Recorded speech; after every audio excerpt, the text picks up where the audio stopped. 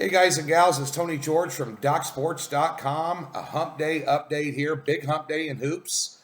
And we're going to give you a free college football play out of the MAC. Last one we gave you last night worked out for you just fine. Akron's terrible. And of course, a quick note, the NFL line report, which we do every Tuesday after I tape the 10 and 10s and the marquee matchups with Scott Spreitzer, did not get put up last night. Had some technical difficulties getting those things uploaded to our editor and ran late in the day, so we're going to do that today. Later this afternoon, it'll be up by 6 Central. And we'll have it up overnight until tomorrow morning. Be sure and check out the marquee matchups and the 10 and 10 fun ones this week with Scott Spreitzer. We put them up for you. We give you some great info. Be sure and watch them. Thumbs up, subscribe, put your comments, ask questions on them, and give us your opinions, and we'll go in the back end and look at them and post a lot of those comments. So have some fun with that. And, of course, today in college basketball, another big day, and last night a shining example of why you don't spread it around in college basketball, as Evansville, who I had power rated as second to last in the Mo Valley. And those of you that know me, that have followed me on these videos, as I've been at Doc's the last 2 years, a little over 2 years, or before, know that Mo Valley is one of the conferences that I specialize in college basketball, along with the Big 12, and nonetheless, Evansville goes in and upends Kentucky.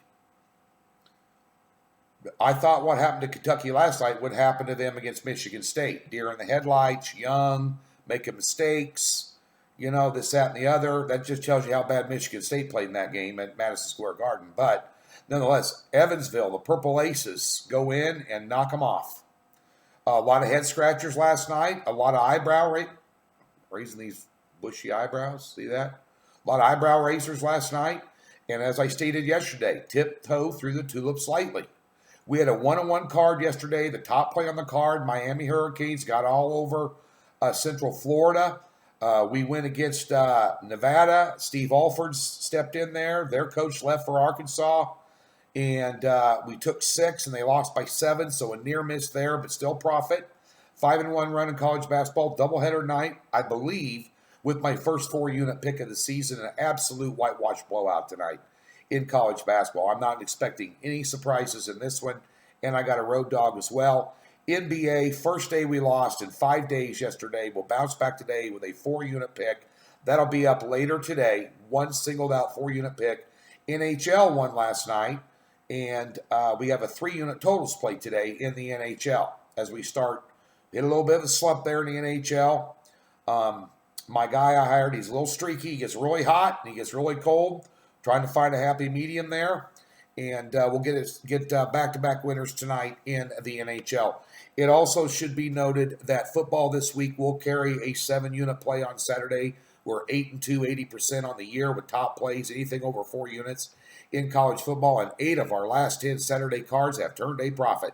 And this week it is ripe for the taking. There is low-bearing fruit, and we're going to take advantage of it. Card will be out tomorrow at 5 Central. Same thing in the NFL. A possible 8-unit play, definitely 7 units, waiting on one injury report to come out, and if that injury report comes out the way I think it will, it'll be the top play of the season in the NFL. And we're off a winning week, picked up 6 units on Monday night too. And we will have the Monday Nighter again this upcoming week. I think we've hit 3 of those in a row. We've passed on a couple, but nonetheless, and we may even have a play in the Cleveland and Pittsburgh game on Thursday night. So going to be a big week in the NFL, and just another ho-hum, give me the money week in college football. DocSports.com, free $60. Right there, go get you a week package in football this week. What are they, $99? You put 60 against it, you're getting it for $39. Best deal on the internet. And we back it with a pure profit guarantee. Right there in the link description below. 95% of the stuff over here is free. More videos, free play write-ups on a ton of games in every sport. All that's free. Go over there and surf the website and check it out. Best free tip you'll get all day. Let's switch gears. Don't forget, the NFL line report will be out later today. Initial gut reactions and some early leans. Always just a couple of guys drinking a beer in a sports bar shooting the crap about what they think about the NFL this weekend. Initial reactions before we get deep into the handicap, although my handicap is done and my plays are already written up. We're ready this week. Big weekend in college and pro football. Can't stress that enough. Let's get to, oh, by the way, did you see Kaepernick is working out on Saturday?